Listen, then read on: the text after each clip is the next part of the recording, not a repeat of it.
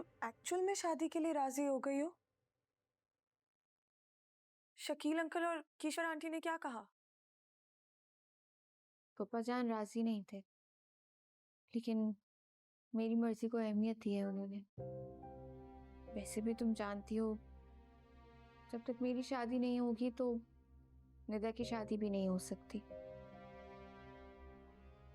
वैसे भी मेरी मर्जी होना ना होना, इन सब बातों का अब कोई फायदा नहीं है। घर में बिला वजह इस बात को लेके बहस होना, लड़ाई झगड़े होना मुझे अच्छा नहीं लगता। वैसे भी जब वो मुझे मेरे काम करने से नहीं रोक रहा तो मुझे किसी भी चीज पे इख्तिलाफ नहीं होना चाहिए।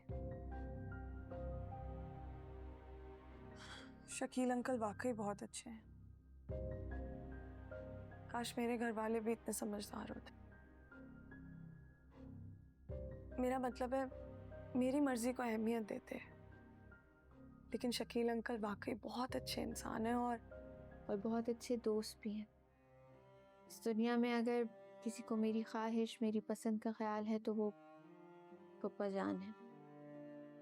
उन्होंने मुझे कभी भी किसी भी चीज पे फोर्स नहीं किया। शबी, क्या हो गया? तुम कुछ बोल नहीं रही हो आज। हाँ, सुन रही हूँ। लेकिन तुमने न्यूज़ ही इतनी शॉकिंग दी है कि मुझे तो समझ ही नहीं आ रहा है। मुझे पता नहीं क्यों कैस की नीयत पे कोई शक नहीं होता। मैं मानती हूँ उसने कुछ चीजें छुपाई मुझसे, लेकिन उसकी जगह कोई भी होता तो वो भी ऐसे ही करता। शायद उसे डर होगा कि कहीं मैं उसे उन चीजों पर जज ना करूं। और दूसरी इम्पोर्टेंट चीज, वो मेरी वजह से पाकिस्तान में सेटल होने के लिए राजी हो गया। तुम सुन रही हो मैं क्या कह रही हूँ? हाँ, सुन रही हूँ, बोलो। अच्छा, तो भी बताओ मैं क्या कह रही थी। वो तुम कह रही थी कि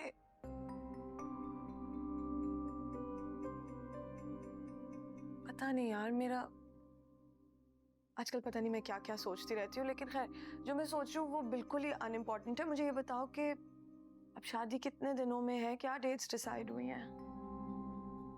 2 हफ्ते बाद है। 2 हफ्ते? यार ये तो बहुत जल्दी है। It's too soon. क्या मतलब, इतना सब कुछ इतनी जल्दी कैसे होगा? लेकिन जब सब राजी हैं तो फिर देर किस बात की।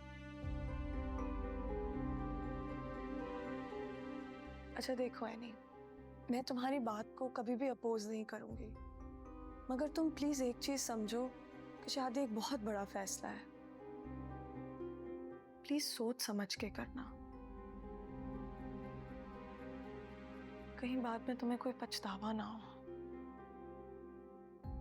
तुम परेशान लग रही हो, कोई बात है क्या?